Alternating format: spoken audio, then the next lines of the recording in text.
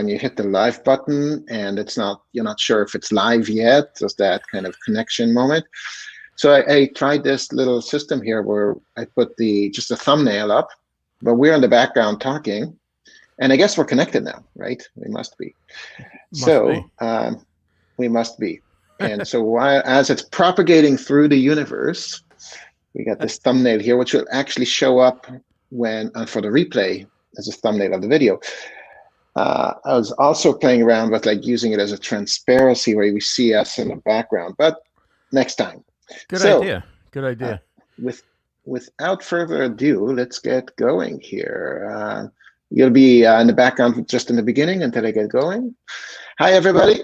Welcome to StreamYard TechTalk. This is where we take a deep dive into the live streaming technologies, and we learn from expert streamers and learn about what hardware they use in software and what their setup is like, and we try to go behind the scenes and learn from their real life experience. So this is for streaming nerds and geeks and those who are heavy into the tech. You really don't have to do all of that if you're using StreamYard. StreamYard is so easy to use. You don't have to get into all this stuff, but some of us are nerds, we like it. So this is the show for those who like to go deep into the tech. Get your questions ready, because today we have none other than Ross Brand from Livestream Universe, and he's also the host of StreamYard Connect, and he is a true expert and a master of all these stuff. We're going to be talking audio. So get your audio questions ready, and we'll be right back and talking to Ross Brand.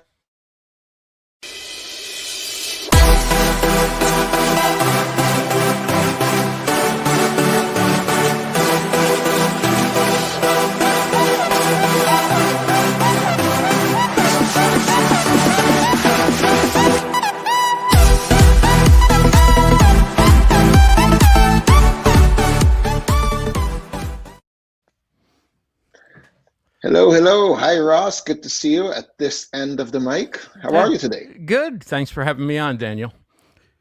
It's a true pleasure. I was on your show as your guest, and usually we are, but today you are our guest, and we're going to hope to learn a lot about what you do behind the scenes, and specifically about audio, because that's where your background is originally from. So why don't you tell us a little bit about your history and your expertise before we get started, for those who might not know you that well. Sure. Thank you, Daniel. I started out in radio when I was in my 20s, and I did that for 12 years, was a show host, a reporter, anchor, did sports play-by-play. I did a whole variety of things within radio.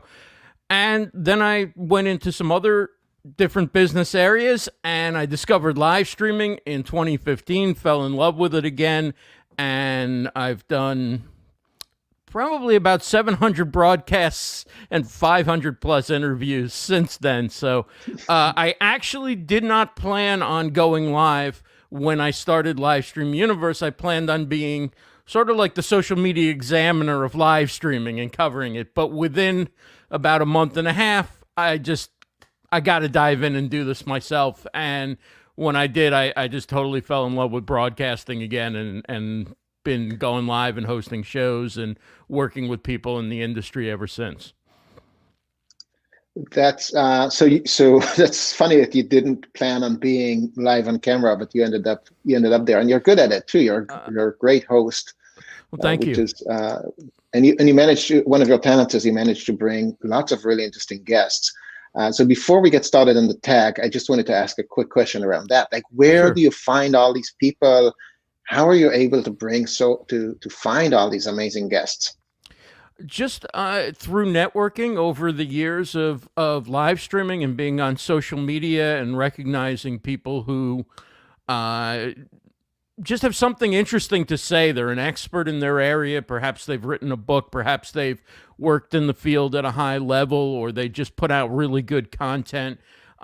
Frequently, they may be podcasting or live streaming themselves. So they're pretty good at the interview format and in telling the stories about what they do and how you can take some lessons from what they do and incorporate it into your own business or your own broadcast and see some results from that.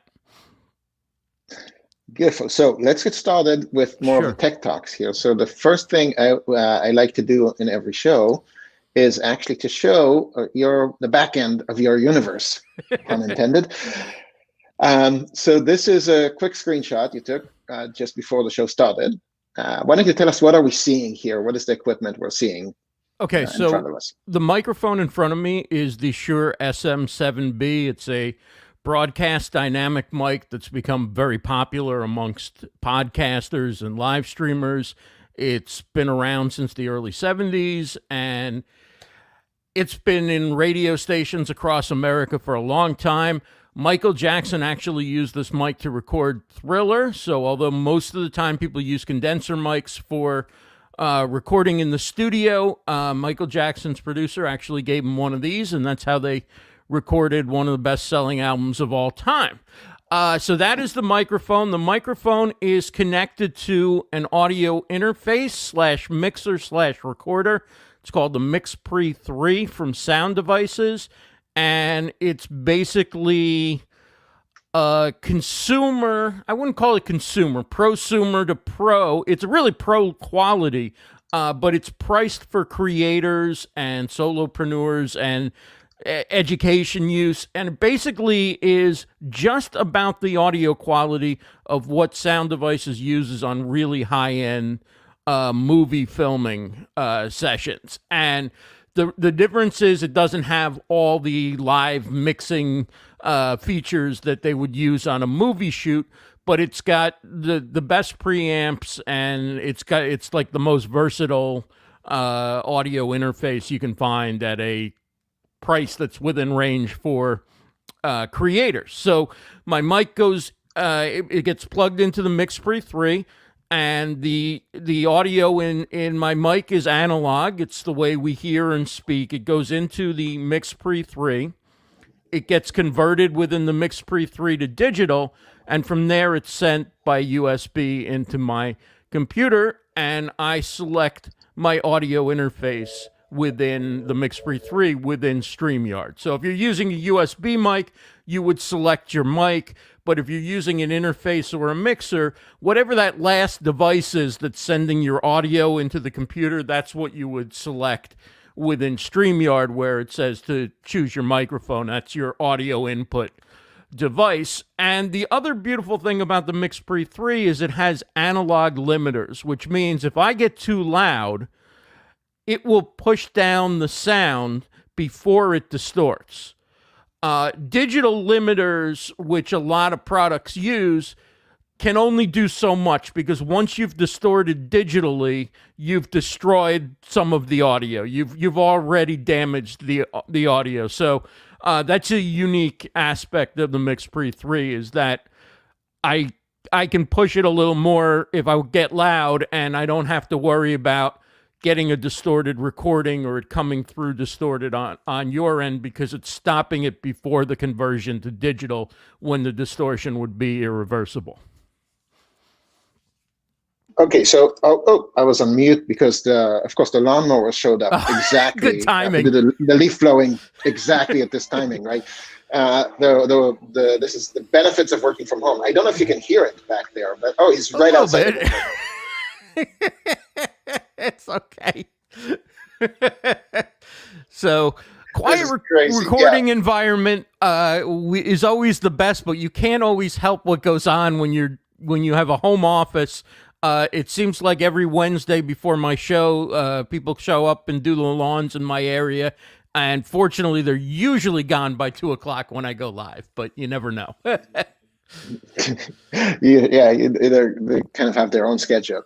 Okay, so let's just back up for a second here. So let me show let me just show the photo again. So we had the mixing device here, in between your microphone and the computer, and going in. And so the mixing device goes directly into StreamYard, or does it go into the ATM Mini and then to StreamYard, to the laptop and StreamYard? I could run it through the ATEM Mini, but I run it directly into StreamYard.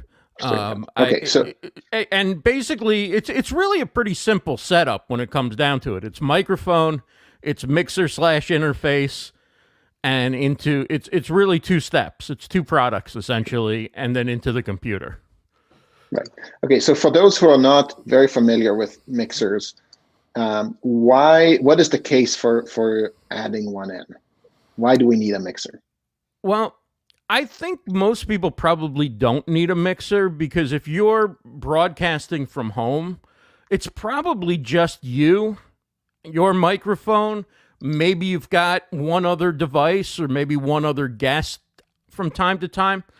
That's why I'm a bigger fan of the audio interfaces versus mixers. Again, this device is unique because it's an audio interface that also has mixing capability. But basically, you want to plug in your mic if you're using an analog mic. You want to plug in that mic through what's called an XLR, a professional connection, to an audio interface or mixer because that's where your preamp is, and the preamp is what powers the microphone. So in order to that your voice can be heard, you've got to go into a device to power the microphone, and then you also need a device to transfer that analog signal to digital ones and zeros so the computer can read it. So if I had a USB mic, for instance, if I had like a Samson Q2U, a Blue Yeti, any of the popular USB mics, ATR 2100, essentially the audio interface is within the microphone. The microphone, right, exactly. Your mic is doing that analog to digital conversion. Essentially, you're sending digital audio from your mic into your computer. So many mics don't have that capability, so you're plugging it into a device that powers the mic and converts it to digital so that the computer can read your audio.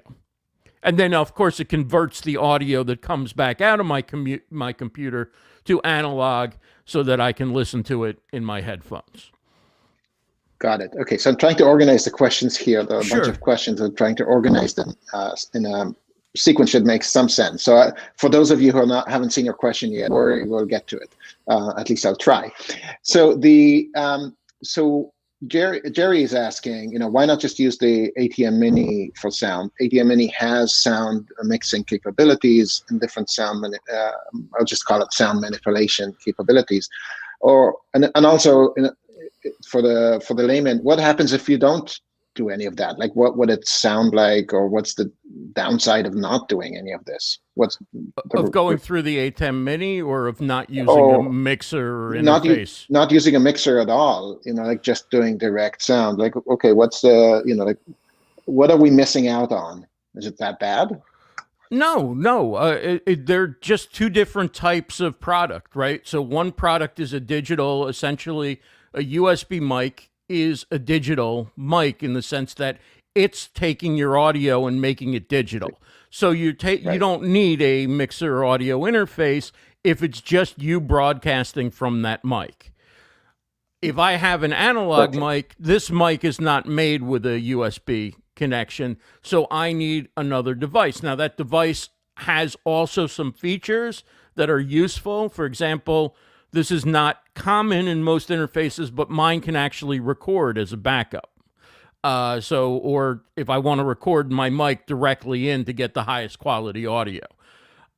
It also has those analog limiters that prevent me from peaking, and I have a fair amount of control over my levels and things like that.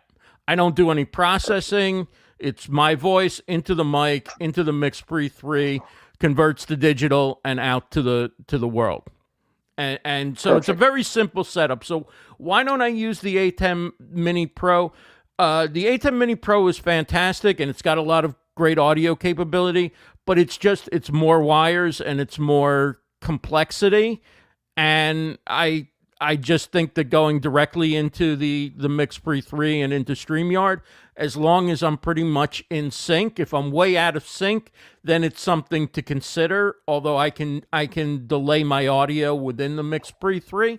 But I just prefer fewer moving parts and fewer places where in the audio, more items you add, the more you have where things can go wrong, the more you have to adjust your gain between the different devices.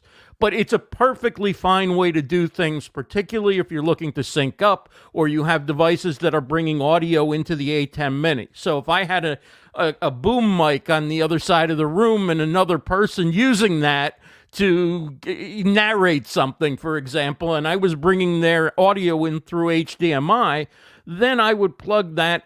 Then I would need to find a way to get my audio from the MixPre 3 into the A10 Mini so I could choose which audio I'm using and then send it in. But I could also do that with a mixer. So there's a lot of complexity that I'm avoiding, right? Just that example is a certain amount of complexity. So I just want to plug into my interface, plug my interface into the computer, select my interface as my audio device, and I'm good to go. But there's certainly legitimate reasons that people may run their audio through their camera or through a hardware switcher. Okay, yeah. Thanks. That was a great answer. Ignacio is asking, what audio processing happens BTS? So he's talking about echo cancellation. This is always a complex topic about echo cancellation and how to deal with that. So echo cancellation wraps up into it a few different areas of audio processing. And the reason why StreamYard uses echo cancellation and processing is because we're coming from very different places in what we're doing. So I may have bad internet. Daniel may have a professional mic. I could be yelling into my computer's built-in mic. He could be coming in really loud. I could be coming in soft. I might not have headphones on. There's a variety of there may be background noise. There's a variety of things that can go on when you have people in different locations.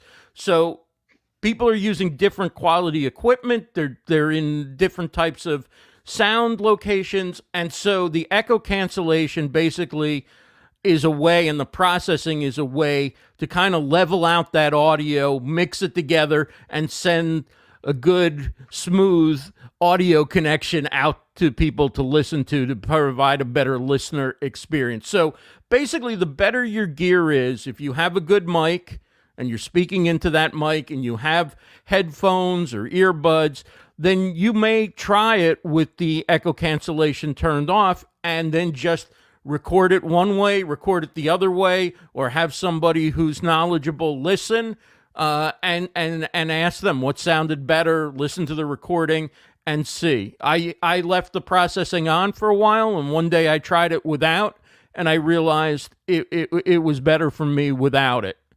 And so that's what I do. I always have headphones. I always have a mic. If Daniel let's say Daniel wasn't using a mic and didn't have earbuds, it's still fine for me to turn the processing off on my end because his works independently from what I'm doing. Yeah, Ignacio has a response to that, and he says AI muffles the sound when two people talk at the same time. Yeah, and he's saying please use separate channels for download. Yeah, that's true. So that's an AI thing that the sound gets muffled? I never knew that. I don't know where that's necessarily happening. I guess if two people speak at the same time and there's only one track being recorded, then whatever crosstalk there is going to get recorded, and it's not going to be possible to separate it out. This is something that's become, frankly, more common in the podcasting world than I ever saw when I worked in radio.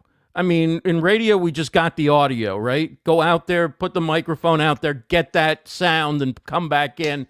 We've got good mics in the studio, but it's okay if our guest audio isn't pristine as long as it's intelligible, right? Now, podcasters are very interested because it's a different listening experience. It's not listening in your car with traffic and horns going and street noise. It's people in their earbuds committing to a long-form listen a lot of times to a podcast or live stream.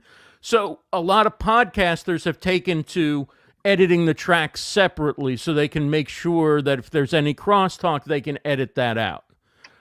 Ideally, you get yourself in your recording a good mix together, and you know, both people kind of respect when the other person's talking, and you don't have to do that extra work because it's a lot of work. So, but if that is a feature that a lot of people have requested. It's become more commonplace now, or more of interest to podcasts and podcasters in particular, but other people who are doing repurposing.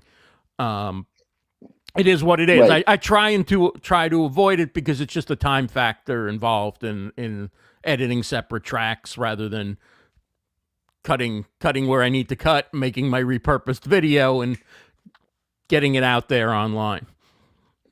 Right, and I found a couple of ways around that. So first of all, to note that StreamYard is working on the ability to download two separate tracks of audio. We should have that for you sometime soon. We don't typically announce when we're going to release features, but we kind of we acknowledge when we're working on something. The other is I found a workaround that, and that is have Zoom and StreamYard open at the same time. And so Zoom allows you to record two tracks if you have a if you have a pro account, and then you have to worry about the having a feedback loop because you're having two streams open at the same time. So you have to set the speaker for Zoom to something that's a dud, like set it to like a third mic or a monitor, and then you silence it or something of that sort. And then you get the two tracks there. But then I found that my audio person was using the single track anyway. He didn't care, so there was no point. So it was just a waste of effort. So I'm now using StreamYard 100%, and it works fine. It's not a problem.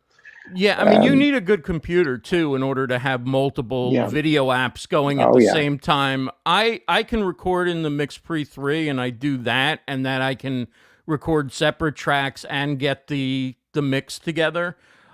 But I mean, StreamYard's recording and audio quality just keeps getting better to the point that it's not necessary for me to separate out the audio and upload the audio from the MixPre 3 in order to get that slightly like it's so good now, the StreamYard's recording, I find, for what I'm doing, that I just want to take it, cut it up as quickly as possible, and get my social content together for the following week.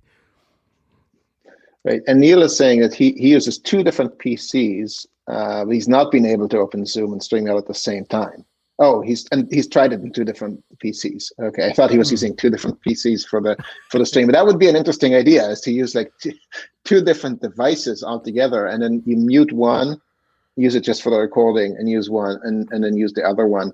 And I know that some people do this with the ATM Mini, which which in principle has streaming capabilities, but you can't do multi-streaming. And I know that a lot of people are not happy with the streaming from the ATM Mini for various reasons. And so they want to stream through StreamYard, but they might record through the ATM Mini Pro and then use that, or the ATM Mini Pro ISO, and use that recording, those ISO recordings, to repurposing later on. So the idea of doing this with multiple computers is kind of cool. I know that wasn't your intent, Neil, but that's it kind of sparked that idea here.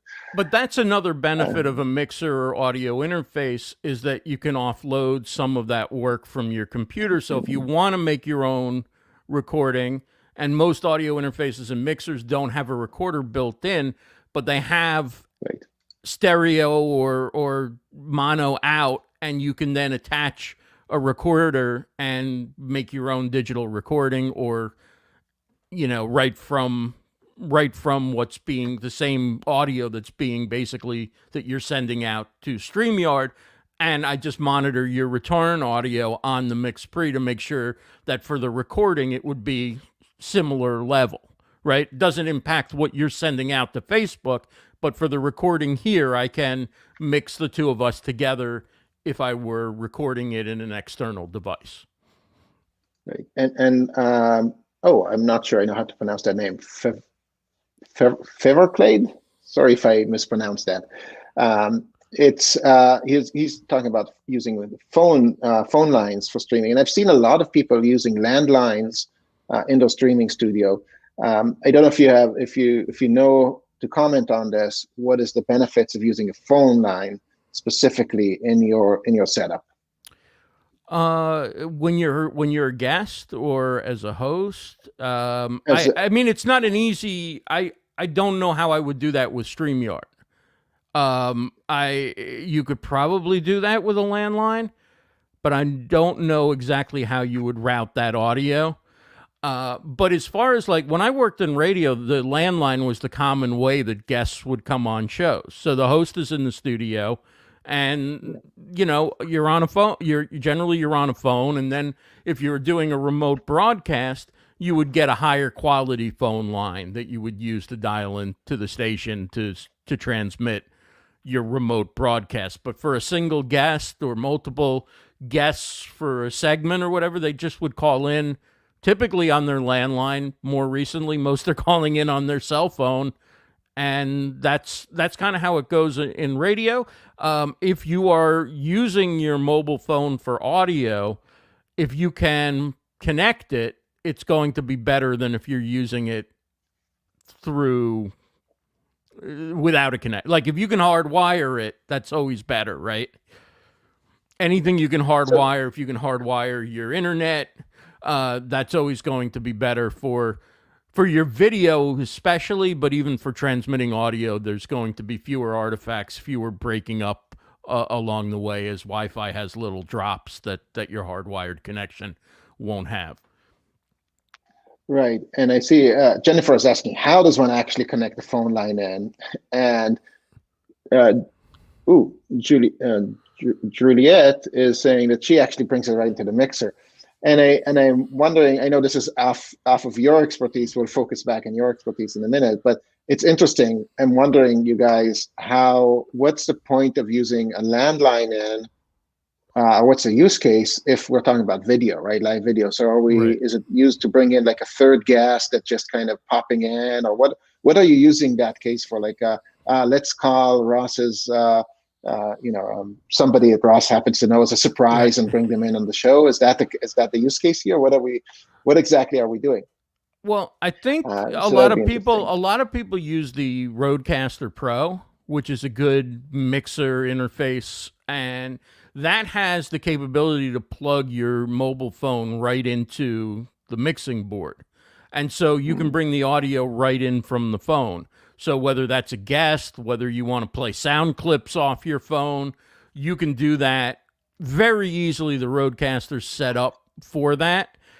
Also, it's set up that you can connect your phone with Bluetooth. So if you're using that input for something else, you could use Bluetooth to get your guest into the mixing board and out to the audience. That's again one of those things where if you can plug it in and use the direct connection, it's better. The audio is going to be better. Awesome. Another thing you mentioned, audio, is sound effects. Yes. So sound effects are really cool, and there are different ways to create them. Is that something you can give us a few tips on, like adding some sounds into our mix here? Sure. I don't do a lot with sound effects. I use a little bit of bumper music when I'm making a podcast, and occasionally if I want to separate a segment in the podcast, I'll have a little whoosh or something just to have an effect that, boom, we're going to sit down now with our guest and Daniel's here. Whoosh. Hey, Daniel, great to see you, and that kind of thing. Yeah. But I would say, first of all, start with a little and not a lot. Like if you're not using any, experiment a little bit. Think about how it would add to the listening experience. Not so much how much fun you would have playing it, but what the Nice. listener would the listener, if you were a listener, how would this enhance the experience? And it can really do that. But start slowly. A little bit can be really good, and a lot can turn off an audience that's used to listening to you without any. So use it selectively would be my biggest piece of advice. Make sure whatever you're using isn't copyright protected, that you've paid for it if you need to pay for it, or that it comes with the gear that you bought and it's, there's no license you have to worry about. That's the other thing to look out for. You'd hate for, if you're doing a YouTube video, for it to be demonetized because you use some sound effect that was copyrighted or something. Yeah. Don't grab it off of a movie or something like that. Go, you need a car horn, go out and record your own car horn, or find somebody that's selling it for 99 cents and download it. Don't grab it off of a movie. Beep. Yeah, exactly. Yeah. It's there are places you can get them, and it's I think you have to comment to that. First of all, I love what you said about make sure you use it to enhance the experience, not to have fun with yourself, because it's so tempting. Another thing is that I have it set up for myself, but every single time I want to use it, I run into some technical glitch, and that is because it would play right here. It won't play for my mic, right? And right. So to do that, you have to have some kind of routing system or audio cables, virtual audio cables, or something that really just lets you do it. And every single time I try, I run into some kind of issue that's just not worth the effort to mess with, before the show.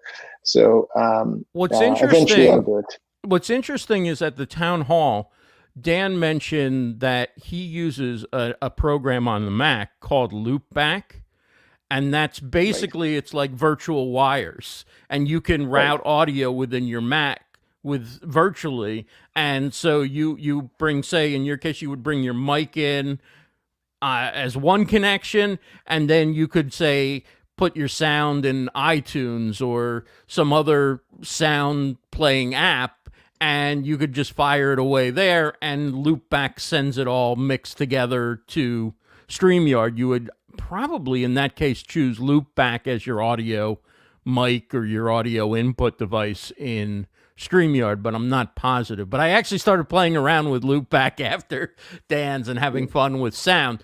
But again, I'm not rushing to put that into my show unless I know how is this going to actually make a better experience for StreamYard users who show up for StreamYard Connect. I use SoundSource and it doesn't work well.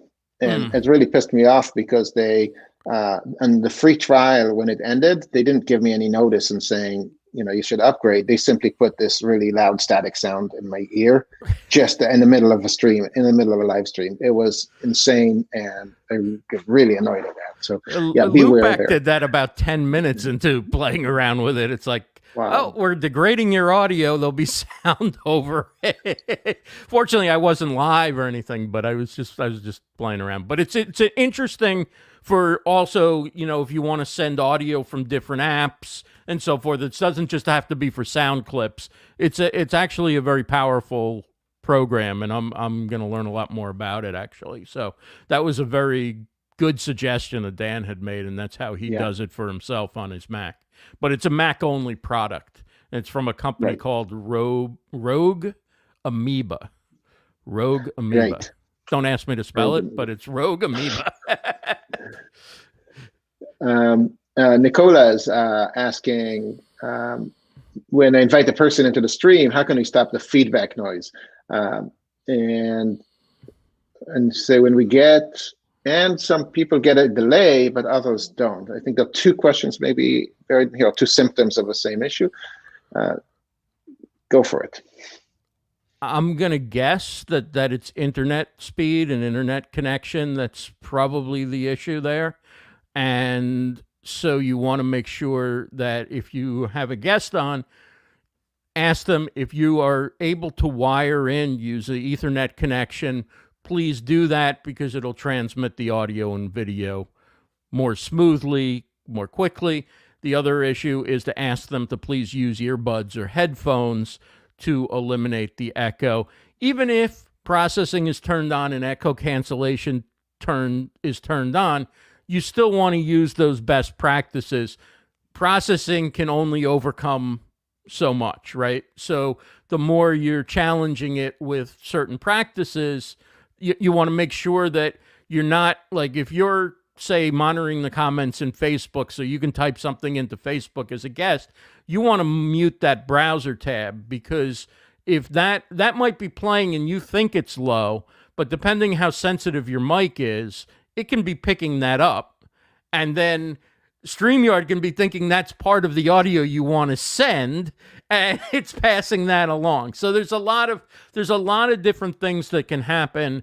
Again, wire your connection if you can. It's very, very much recommended to improve your quality.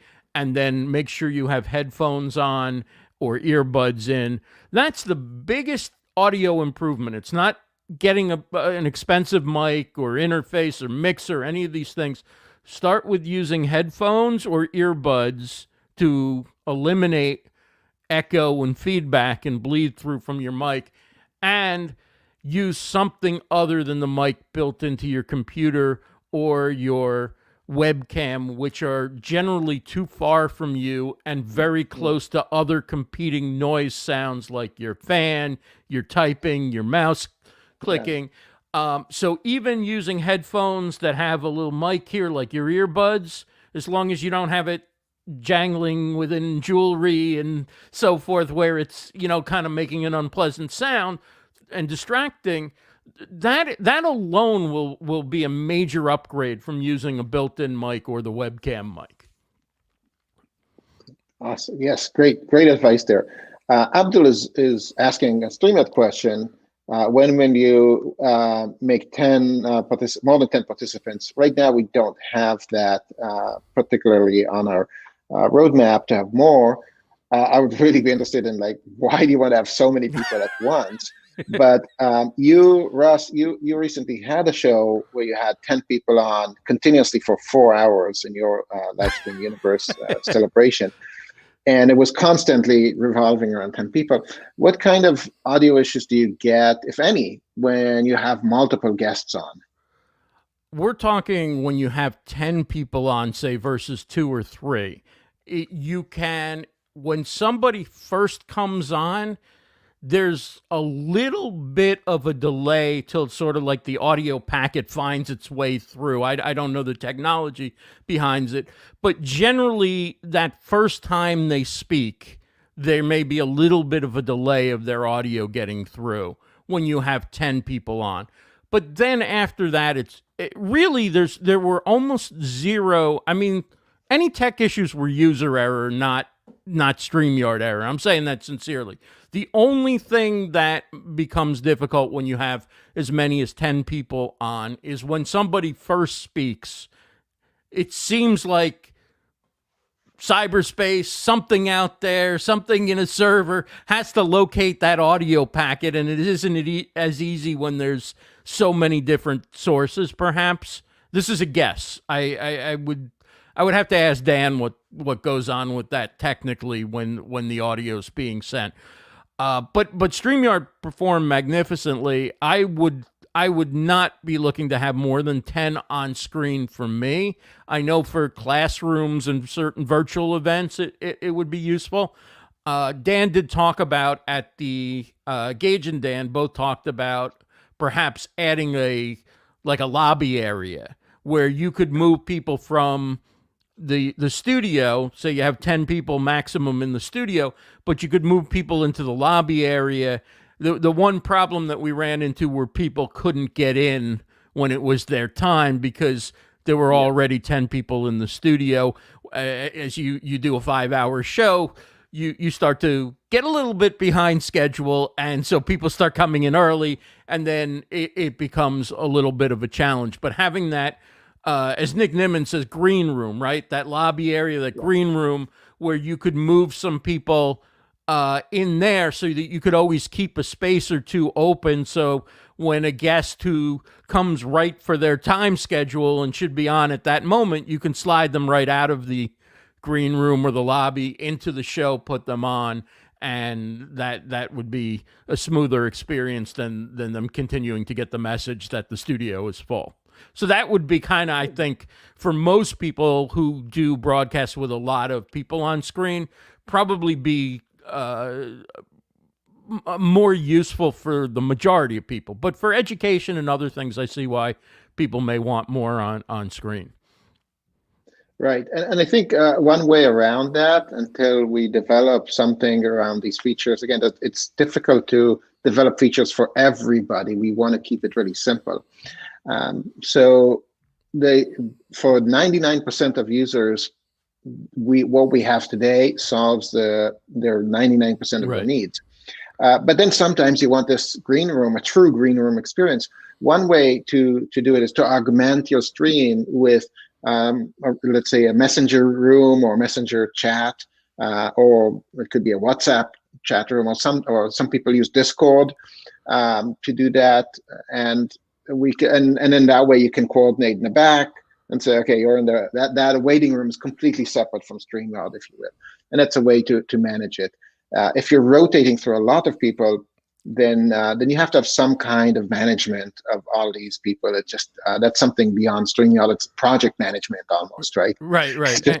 And you learn as you do. I mean, this is my first time doing a 5-hour broadcast with 60 plus guests. Next time I know spacing. I know instead of asking people, let's say, for a 2 to 3 sentence prediction, I would probably ask them for a 30-second prediction, because time is easier to understand than 2 to 3 sentences. And then you go to somebody, and if they really literally said 2 to 3 sentences, they think, well, I didn't even get my prediction out, right? Because we don't necessarily speak the way we write.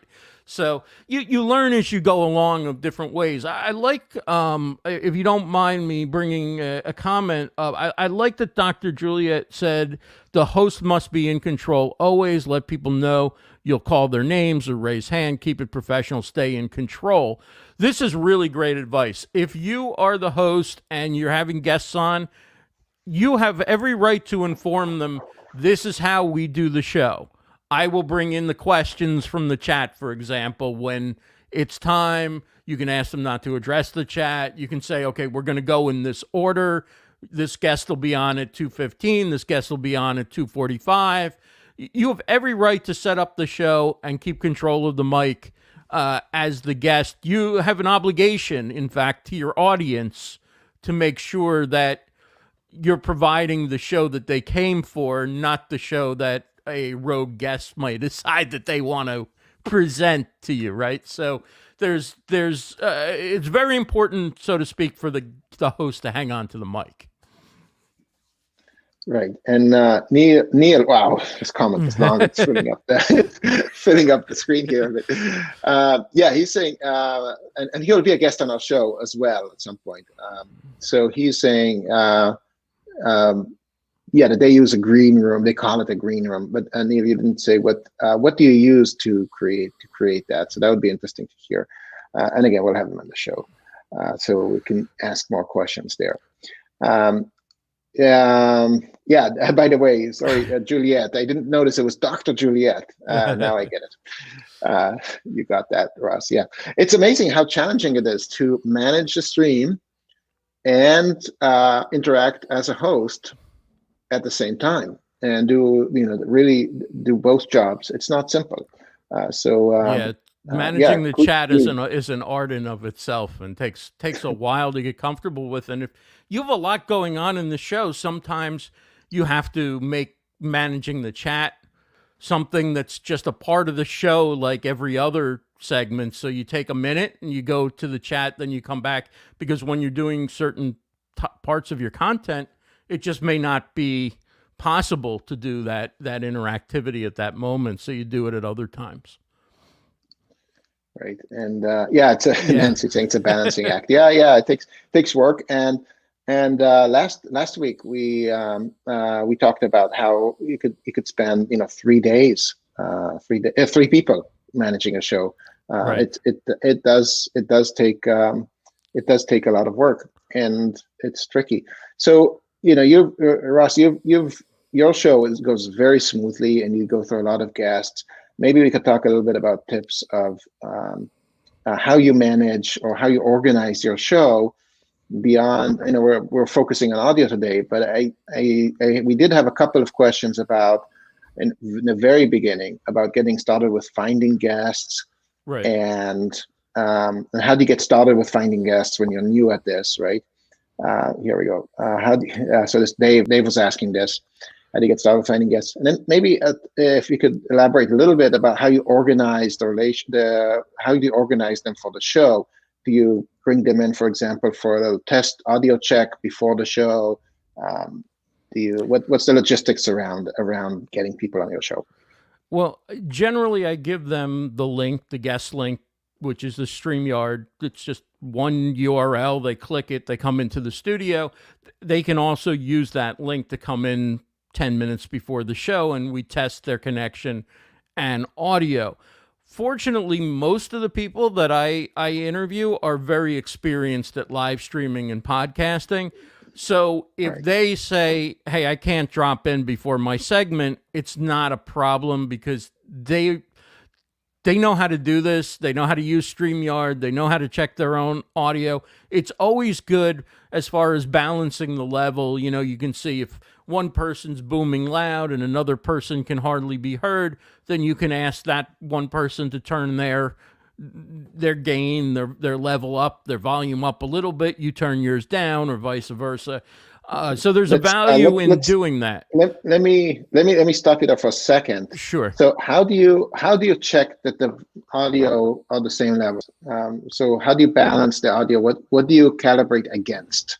Okay. So just there what are you hear, just what I hear, because I don't hear myself here when I'm talking to you, right? So I hear myself in my headphones, but there's a lot of things that can, between your voice and me hearing it, that can impact, right? There's StreamYard. There's what my audio interface is set at, right? Where my headphone volume. There's a lot of things that impact. So I just look at extremes. Now, there are people who use certain metering, and this is something I'm gonna look into for the future. They actually test the levels using metering, where they can see where both people are and are able to balance it and make sure it's at -16 lufs or whatever the podcasting standard of the day is for audio, and it's a different standard for certain types of video and so forth. And lufs deals with perceived audio level. This is getting kind of complicated. What I do is I look at extremes, right? I know generally where my headphone level is. I know that my mic level is almost always exactly the same. And so over time, I have an idea of about where my guests should be coming in, right? So if they are extremely loud in comparison to all my other guests, or extremely soft, or very loud and very soft, I know an adjustment has to be made. But if they are slightly louder, or my perception is they're slightly softer, that's not scientific. That's just so. I'm always I would look at the extremes, not it's a little bit louder or a little bit. It's like, and then you slowly ask them, can you turn it down a little bit, or can you turn it up a little bit? And then we also have the ability for the host to adjust the guest's audio. So if somebody comes on when you're hosting and all of a sudden everybody's like, I can't hear them, ask them to turn it up. And you can go right into their audio setting within StreamYard, and you can adjust the volume of their audio within StreamYard. And I see that as a last resort, right? The first best practice would be to get them on ahead of time, and you listen to their level and have them adjust it on their end. But if they come on in the show, or something happens where their audio quality changes, you have that ability to go to their little video window below the big monitor in the StreamYard studio, click on that 3-dot menu, and you can adjust their audio. And by the way, you can do that for yourself as well, if you need to. But again, I would not start that as the first place I would go about it. I would start that when you have a situation and you're in a broadcast. Okay, let me get right in there and fix that as soon as possible. Right. And at the very least, you could just run a quick test to record only, and then listen to it, right? So that's the simplest form, I guess. Let me add one thing to that question that you would ask, because I think it's important. If your guest does not regularly do podcasting or live streaming, or has not used StreamYard, you may want to have them in certainly at least 10 minutes earlier, or do a walkthrough with them the day before. So you learn what they're using and maybe what they could do differently, and they feel comfortable with the setup. Okay, this isn't scary. I just, sit down, I look into my camera and I talk to you. I have my earbuds are on, my headphones are on, and I'm good to, right?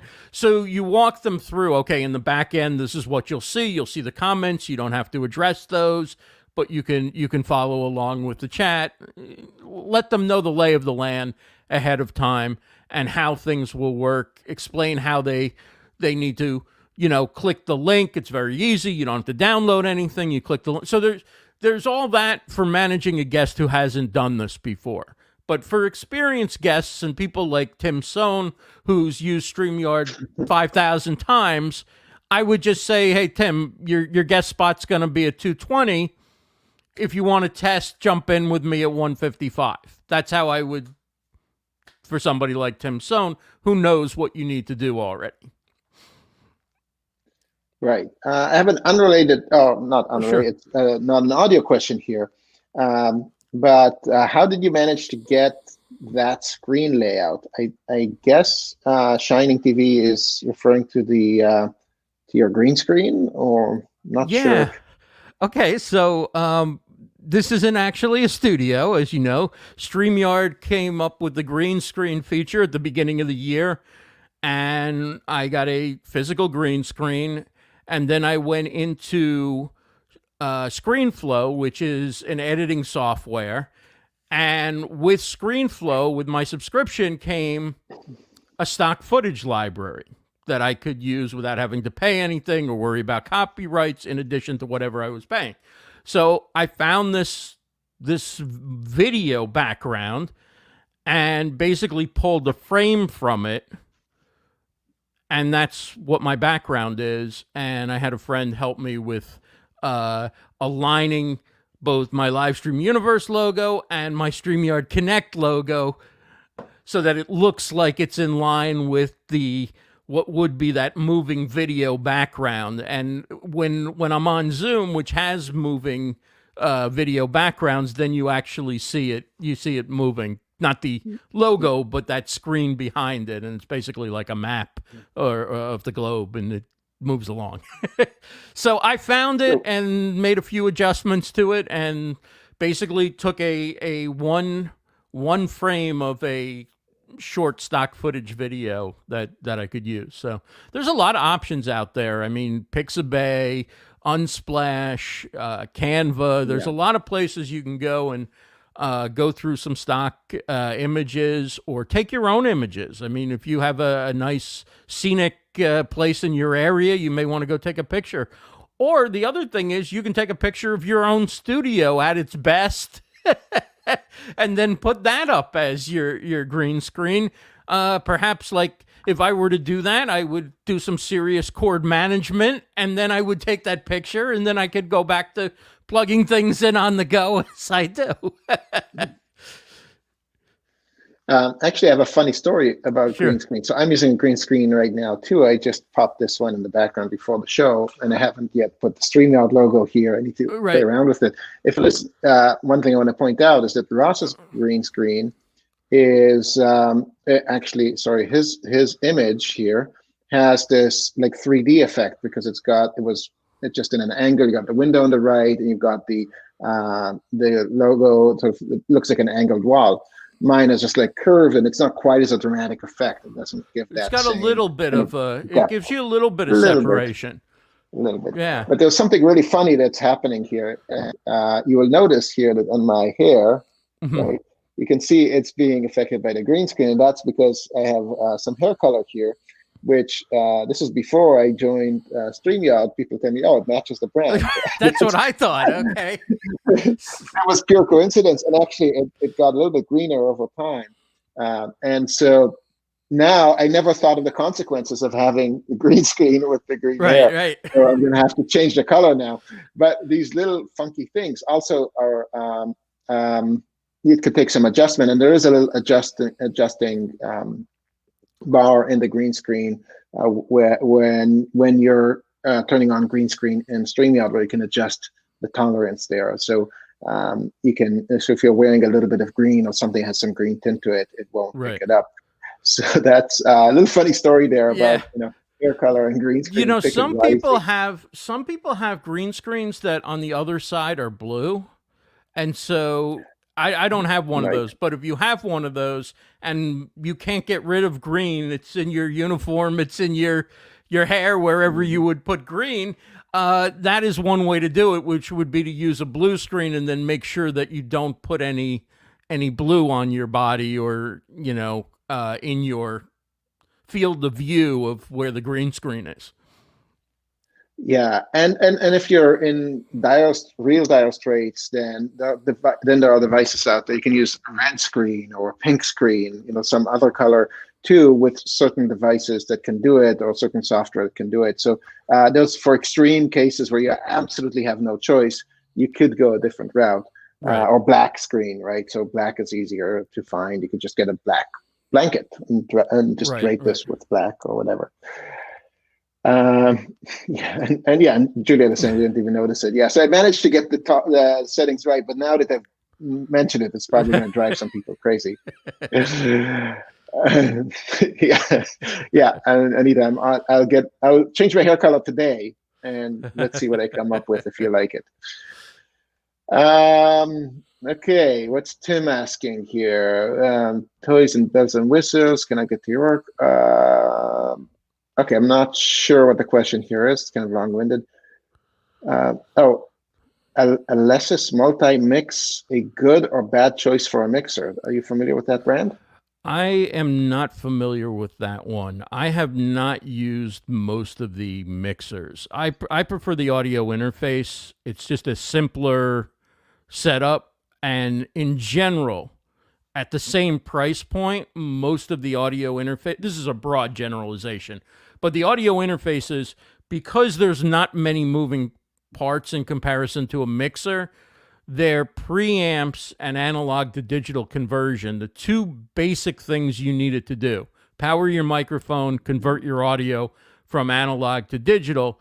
The audio interface is made for that, right? So it does. A mixer is made to be able to plug in a myriad of different devices. If you've got a lot of things to plug in, you've got, several different hosts, you're miking the field for sound, you're miking the orchestra, you've got you've got a lot of things going on. You're bringing in from a phone and everything. A mixer can be great. Don't get me wrong. I know nothing about the quality of the mixer that you have. It's a little more complicated form factor, and I don't know whether that's, I'm assuming if you just got it, you have the ability to find perhaps an audio interface at the same price point that just lets you power your XLR mic and transfer it to digital in really good quality and really good sound quality. Because even at the $150 level or $100 level, depending on which one you get, there are very good audio interfaces. Oh, Michael knows. Michael knows how to get good audio for sure. Yamaha. I heard Yamaha has a reputation for having very good preamps, so that would be a good choice for a mixer for recording and live streaming. Yeah. Okay, awesome. So we're right at the end of the hour. This is a perfect segue, and I'll give you just for the last minute maybe that we have left. Maybe just tell everybody who don't know you that where they can find you online, where they can subscribe stuff. Sure. So come on over and see us tomorrow. StreamYard Connect is from 2 to 3 p.m. Eastern. It's on the StreamYard Facebook page, the StreamYard YouTube channel. We're going to be talking to Louise McDonald. She's a social media expert. She's got a new planner out, and she wrote the book on Facebook marketing. She's been a really popular guest, the most popular guest I've had on. She's coming back for the launch of her planner in the U.S. tomorrow. She's going to go through what you need to know for social media in 2021. So do that. You can check out my website, Livestream Universe, livestreamuniverse.com. I've got a resources page there. So if you're wondering, if you're just starting out, you're wondering what microphone to get or what gear to use, there's that, and then I also have an advanced setup as well of gear that I recommend. Awesome. And I'll just mention that next week we have with us none other than Nick Nimmin, who will be here with us. And so that'll be an awesome episode. And for those of you celebrating Thanksgiving this week, may you have a happy Thanksgiving. Hopefully it'll be together virtually or as close as possible with the ones you love. And we will see you next week at this time for our outro. Thank you so much, Ross. I really appreciate you coming on our show.